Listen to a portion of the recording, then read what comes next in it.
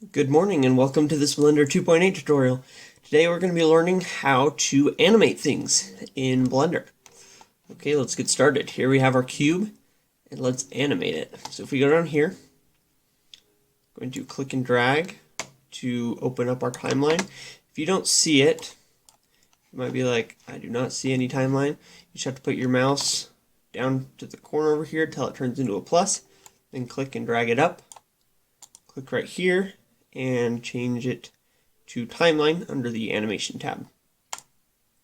Awesome. And I don't need to see this, so I'll just close that. Okay, we are good to go here. These down here are frames. There's 250 of them by default. And what frames are is they're like moments in time.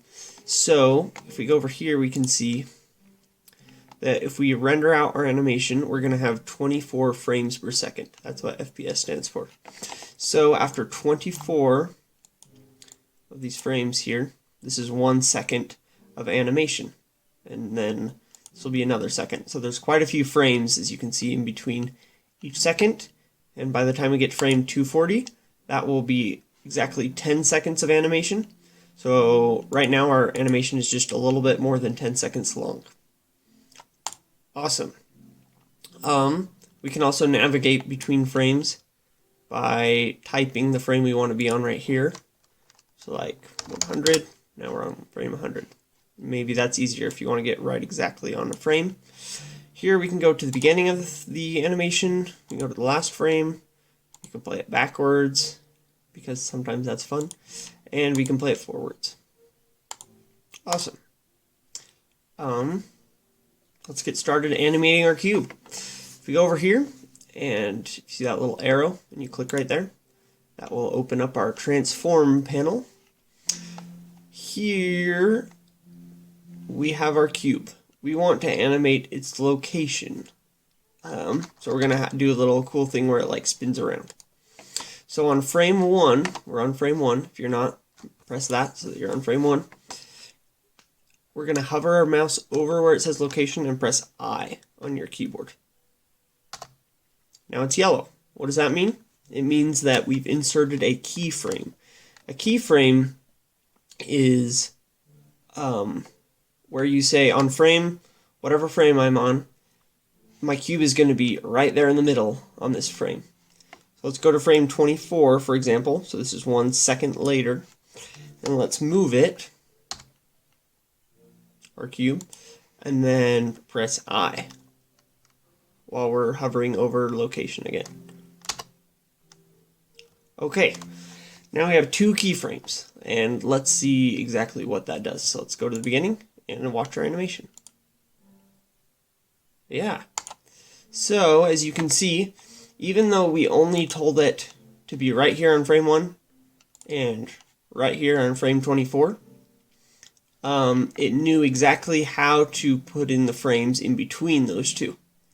And that's the cool thing about computers. Back in the day, for the animators who had to draw out every frame, yeah, they would have had to draw out every single one of these cubes, moving 24 of them to get 1 second of animation, which in some ways was a lot harder. So it's really cool that we have computers that will, all we have to do is say, I want it here on frame 1, here on frame 24, and you can figure out what they are in between to the computer. So yeah, it's cool. Alright, let's keep going. So let's go to frame, it doesn't really matter, 63 is good. And I will press G, and then move my mouse and click. And I'll press I. And then this is kind of the rhythm that you have to get into. You move your playhead down here just by clicking up here. If you click down here, it won't do anything. Click up there. And I'm going to press G, move my mouse, click, press I, move the playhead, move the object, press I, move the playhead, move the object, press I. Okay, cool. Let's see what it looks like. We have our little flying cube here. Cool. And let's say we want our cube to end up back in the center when we're done. So let's go back here. This is, and if you're not exactly sure, like, wait, am I on the keyframe or not? You just move this until up here it'll turn yellow, and that means that there's a keyframe for location when you're on frame 106. And then if I'm not on it, it'll be green, which means that you're in between keyframes. Alright, so we're going to go right on the frame, and we're going to change it. So let's say instead of right here, we actually want it in the middle. And the easiest way to do that for now is if we click right here and then type 0, 0, 0. And now, if it's orange, that means that we've made a keyframe, but we haven't saved it. So if I move off of here, it just put it exactly back where it was. So you have to remember to save it. So I'll do 0, 0, 0. And then you just press I, and now it's written over top of our old keyframe. Yeah, so now it'll end up right in the middle again. Cool. Also, as you can see in here, right here, let's play it. You can also press spacebar to play. This one's going to be slower than that one, and that's because there's a lot more space in between these keyframes. If you want to change where the keyframes are, just click and drag down here. I'm going to press G, then move my mouse. Let's make them really close, something like that, and play it. Now you can see right here, the frames are the keyframes are a lot closer, which means that our cube is going to move a lot faster. So it's cool because you can really easily move where the keyframes are even after you've already made them. Okay, cool.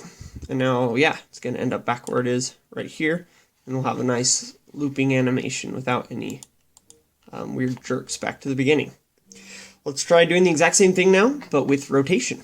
So I'll hover over here, make sure you're on frame 1. You should always add a keyframe on the first frame of your animation. Let's press I while my mouse is above it. We've added a keyframe. I'm going to move the playhead, press R to rotate. You can also use these if you want for move, rotate, scale. And then I'm going to press I to save it.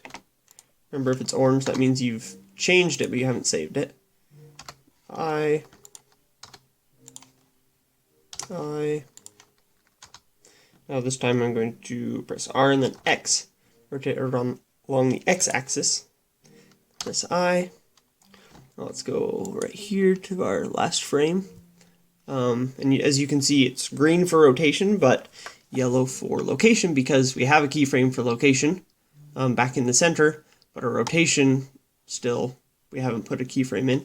So I'll type 0, 0, 0 and press I. Awesome, now our cube will return to being exactly in the middle where it was before. Let's see how it looks.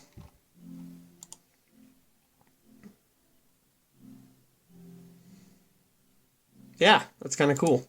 We have a little floating cube. And then it ends exactly where it was on the first frame, because right here is 0, 0, 0, and right here it ends up on 0, 0, 0 for both of those. Cool. Also, as you can see, we have a lot more frames than the length of our actual animation, so let's fix that. I'll just drag right here, click and drag when I'm holding over that.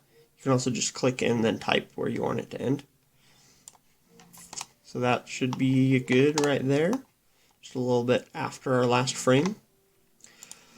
Let's do the same thing really fast with the scale. So I move it. Whoops, that was rotation. I.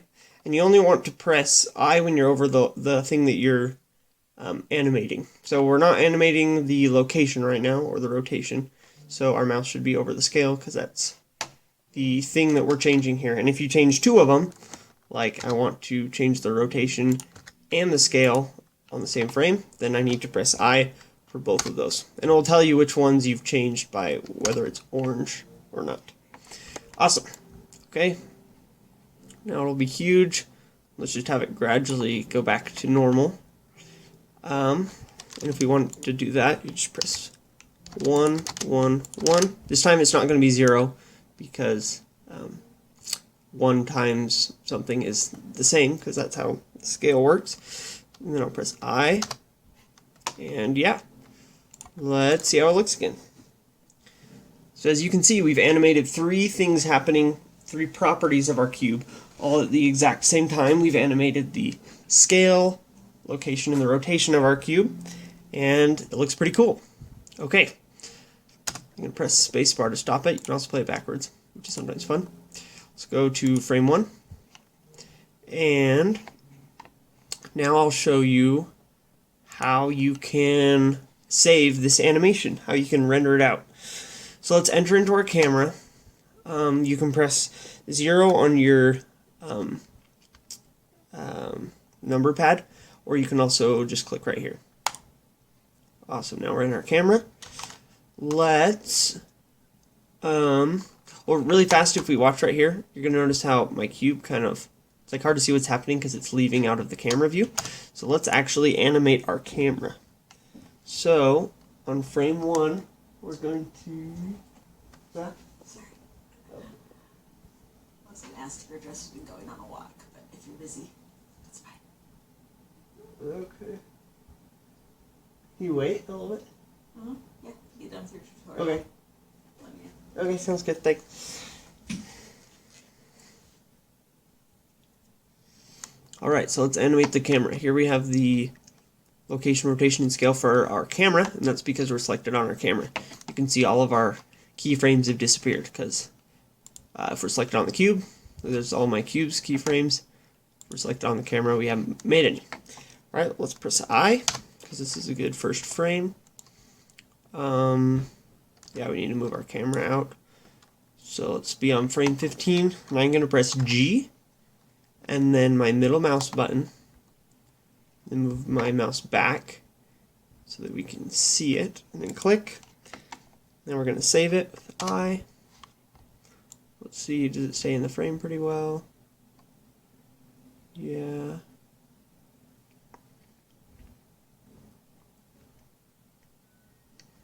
Okay, and then maybe when we get to the end, let's put our camera back where it was. Now this time it's a little more complicated, because if you notice on frame 1, these are our values for the X, Y, and Z location of our camera, and that's kind of a pain to type each one of those in. So instead, what we're going to do is we're going to select this keyframe. So just click and drag to select first keyframe. Now we're going to press Shift D. It's exactly the same as duplicating objects or whatever in Blender. Shift D. Then move our mouse. You can see interesting things are happening.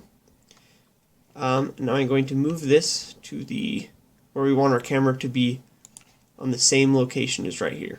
Let's just see what happened there. There you go. So now we've animated our camera as well, and you can do the rotation, or animate your light, whatever you want to do. Yeah, I'd say that's pretty good. Alright, and now we've finished. So let's close this because we're done with it, and let's watch our animation.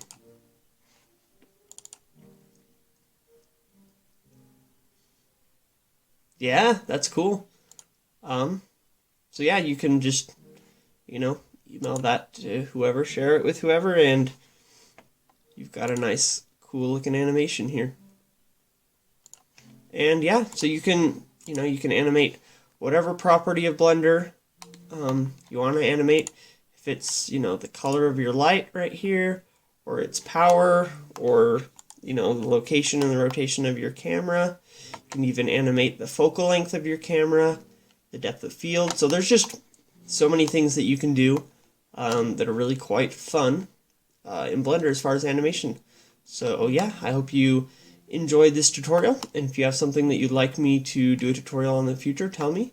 And yeah, thank you so much for watching, and see you guys later. Bye.